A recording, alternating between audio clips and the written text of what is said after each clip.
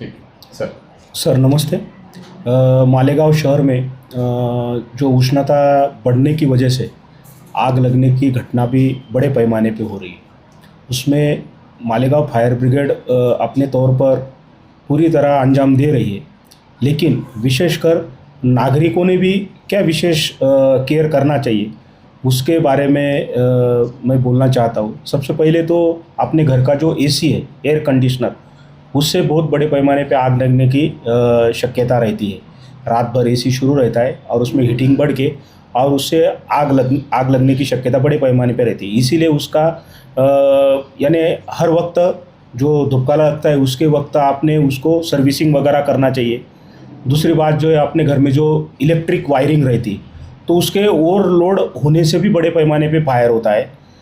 उसके लिए जो अपना जो सॉकेट है वो सॉकेट अलग अलग होना चाहिए।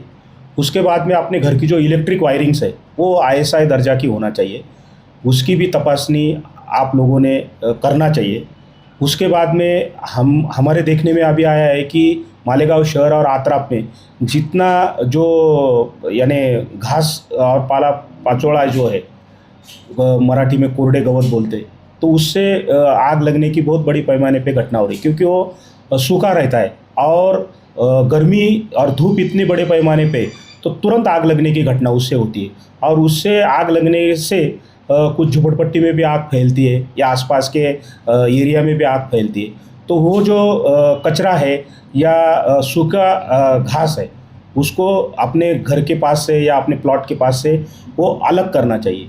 और मैं मालेगांव शहर की नागरिकों से अपील करता हूँ कि मालेगांव शहर के जो फायर ब्रिगेड जो फ़ोन नंबर्स है, जैसे सेंट्रल फायर स्टेशन का जो नंबर्स है 02554 जो अपना कोड है और 234567 इसका नंबर है, सेंट्रल फायर स्टेशन पे ही फ़ोन आपने करना चाहिए। उसके बाद में हमारा जामिया फायर स्टेशन का जो नंबर है वो 02554 220904 ये नंबर है।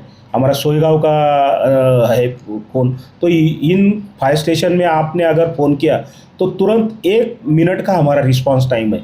1 मिनट में हमारी जो अग्निशमन की गाड़ियाँ है वो मौके वारदात पे पहुंचने की कोशिश करती है। हमारे स्टेशन से 1 मिनट में हमारी गाड़ी बाहर निकल जाती है।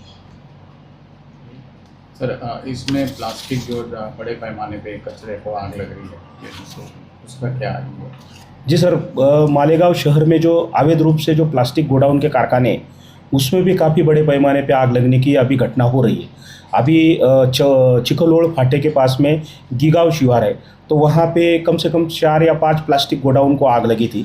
उसमें हमने संबंधित जो पुलिस स्टेशन है, तालुका पुलिस स्टेशन, वहाँ पे हमने लेटर भी दिए कि इन पे कार्रवाई करना चाहिए। आज सवेरे भी जो है तो अपना सवनगांव शिवार के पास में मालदा शिवार, वहाँ पे प्लास्टिक गोडाउन को आग लगी थी। वहाँ हमने 3-4 या 5 गाड़ी से हमने काम किए हैं। लगभग अगर वो आग हमने जल्द से जल्द नहीं बुझाते तो बाजू में ही लूम कारखाना था, वो लूम कारखाने में आग पहुँचती थी।